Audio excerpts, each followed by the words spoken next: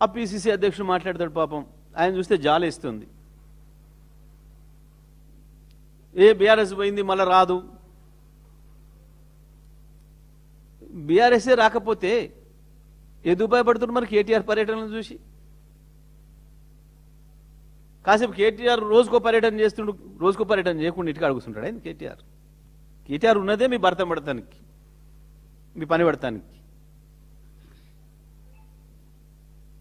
BRS వస్తుందో రాదో చక్కగా పక్కన పెట్టి, కానీ మొట్టమొదటి నీ పదవి ఎన్ని రోజులు ఉంటుందో చూసుకోవాలి పిసిసి ప్రెసిడెంట్. ఎందుకంటే నీ ముఖ్యమంత్రి నీ మీద బ్రహ్మాండమైన ప్రచారం చేస్తున్నాడు.